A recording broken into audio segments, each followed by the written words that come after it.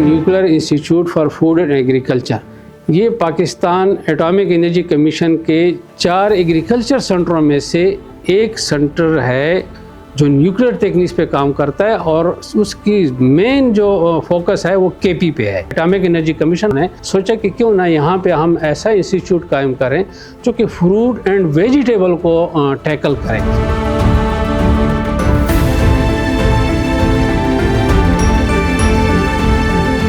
ये department basically soil and plant के हवाले से काम करती है। जिस तरह इंसानों को न्यूट्रिएंट की ज़रूरत होती है, इस तरह प्लांट्स को भी न्यूट्रिएंट की ज़रूरत होती है, पानी की ज़रूरत होती है। तो उसके हवाले से यहाँ काम होता है। न्यूट्रिएंट के टाइमिंग के हवाले से और न्यूट्रिएंट की रेशोज़ के हवाले से और सॉइल की सस्टेनेबिलिटी को बढ़ाने के लिए नीफा में न्यूक्लियर और अदर एडवांस टेक्निक पे सॉइल में उसके इस्तेमाल पे काम होता है। ये इंस्ट्रूमेंट ज़्यादातर हमें जो मिले हैं ये इंटरनेशनल एटॉमिक एनर्जी एजेंसी की मदद से उसके टीसी प्रोजेक्ट्स में मिले हैं। बाकी हमें पाकिस्तान एग्रीकल्चर रिसर्च काउंसिल और पाकिस्तान साइंस फाउंडेशन की मदद भी हासिल है, और उनसे हमने मुख्तलिफ प्रोजेक्ट्स के ज़रिए ये इंस्ट्रूमेंट हम ने ली है।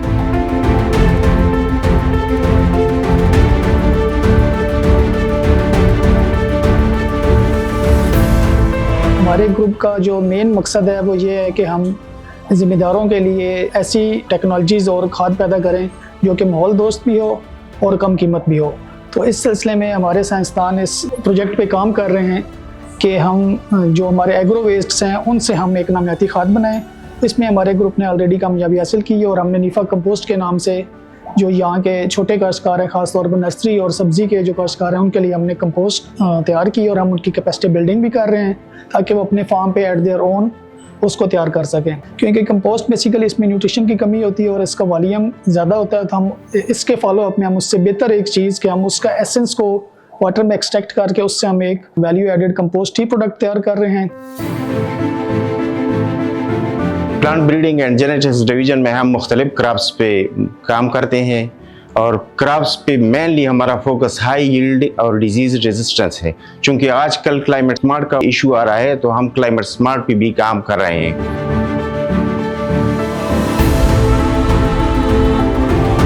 ज़्यादातर जो है हमारे क्रॉप्स में वीट है, तेलदार फसलों में जो है सरसों है।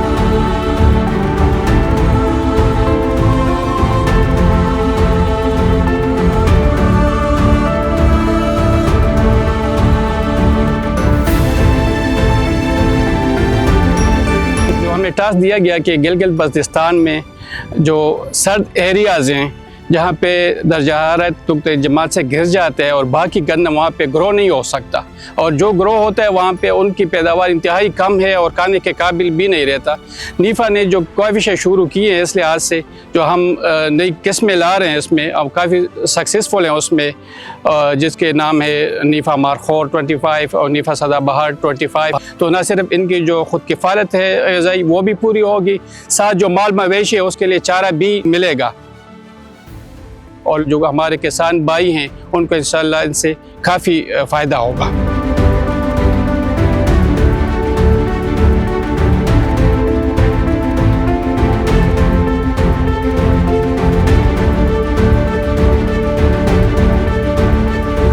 मशरूम जो है वो ये ग़िज़ा भी है और ये एक अच्छा मुनाफा बख्श कारोबार भी है। नीफा ने अब तक तकरीबन 5000 के करीब फार्मर्स को ट्रेन किया है, और वो अब जो है सूबे में मुख्तलिफ जगह पे अपना फार्म चला रहे हैं। यहाँ पर हम सालाना लोगों को ट्रेनिंग देते हैं, इनको क्वालिटी स्पान देते हैं, और फिर उनके फार्म जाकर उनको मुफीद मशवरे हम देते हैं, और उनको इस काबिल हम बनाते हैं कि वो अपने तौर पे जो है वो फार्म को रन कर सके और उससे मुनाफा हासिल कर सके।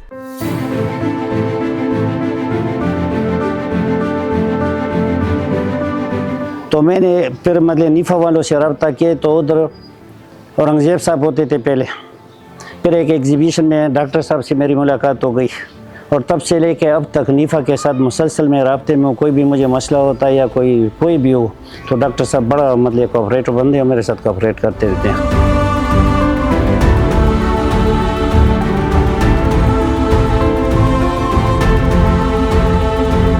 बायोलॉजिकल कंट्रोल जो डिवीज़न है ये हयातियाती तरीके से ही नुकसानदेह कीड़े हैं उनको कंट्रोल करने के लिए काम कर रहा है। इन्होंने एक IPM की टेक्निक्स डेवलप की है जिसको अगर हम यूटिलाइज करें तो वो कार्ड्स बनाए हुए हैं इन्होंने, जो कार्ड्स हम फील्ड में लगा देते हैं जो गैर ज़रूरी और नुकसानदेह इंसेक्ट के आने से पहले, और वो उसमें से ही कीड़े निकलते हैं जो कि उनको खा जाते हैं।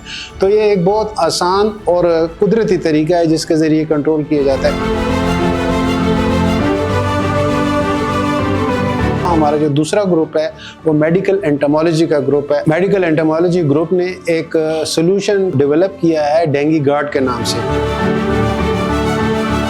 डेंगी गार्ड सॉल्यूशन जो है वो आप जिस तरह हम अपने जिस्म पर लोशन मलते हैं तो उसी तरह आप लगा ले, तो वो जो डेंगी का जो वेक्टर है जो कि जरासीम को ट्रांसफ़र करता है आपके जिस्म में, तो वो आपसे रिपेल होता है, भागता है और 8-10 घंटे तक उसका असर रहता है लगाने के बाद।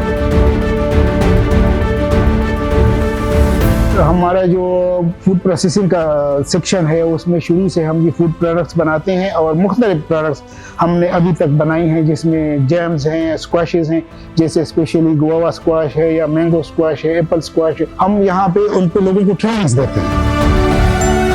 हमने यहाँ पे नेशनल एक कॉन्फ्रेंस मुनक्किद की तो उसमें हमने जेम्स स्टोन वालों को भी बुलाया।